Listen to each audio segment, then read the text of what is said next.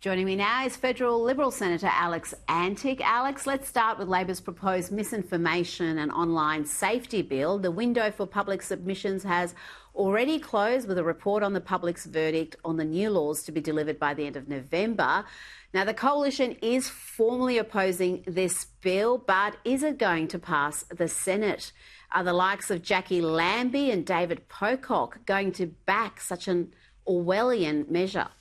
Yeah, well, that is the $1 trillion question, Rita. I hope they don't. The Labor government introduced this bill several weeks ago, and in the last sitting week of Parliament, shipped it off to a committee which had 7 days for submissions, if you can believe that. This is one of the most expansive overhauls of free speech in this country we've seen in living memory, probably, and 7 days were given.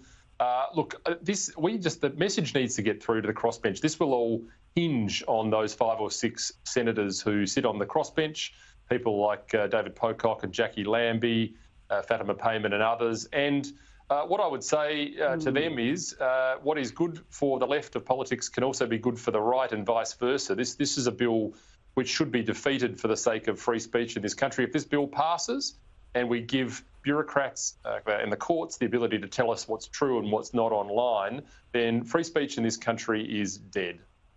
Now, one interested citizen who did make a submission is former Deputy Chief Medical Officer Nick Coatsworth, and he was in that crucial role during the height of the COVID era. And he has shared this, and I want to read from it because I think this is really important. Dr. Coatsworth wrote, "The branding of legitimate debate on COVID as misinformation, both during the pandemic and ongoing, has provoked me to write a submission to the Senate committee overseeing the Combating Misinformation and Disinformation Bill.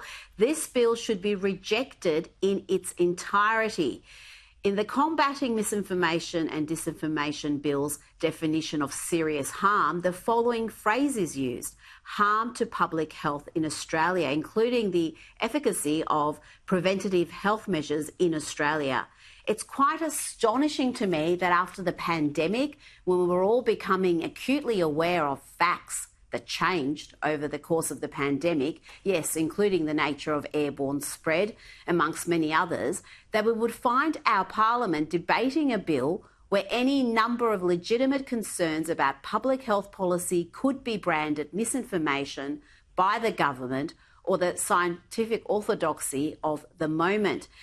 Alex, he put it perfectly. He's 100% right about the word misinformation, the word disinformation being weaponised as a means to shut down debate.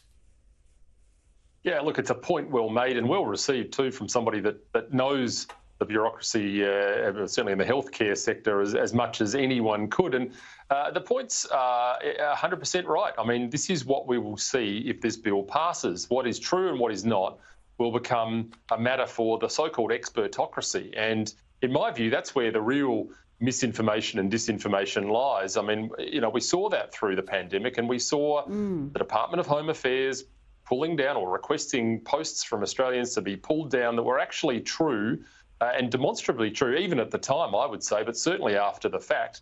So it's important that we get people like Dr. Coatsworth to make statements like this. I think his voice will carry a lot of sway. I think people will listen to it and they'll understand. And it is 100% right. This bill will seek to politicise free speech, and it will shut down important information being given to the Australian public.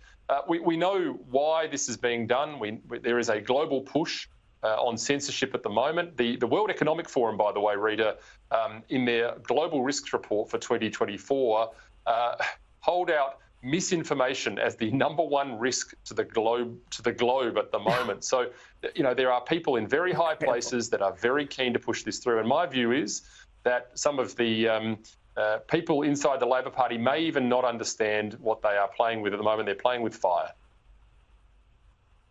They're absolutely playing with fire, and I think this is going to become, obviously, cost of living right now is the #1 issue and probably will be at the next election, but this is a fundamental issue. This is like the voice referendum where people have to understand the significance of this legislation and what it will mean to their day-to-day lives and how it will change Australia.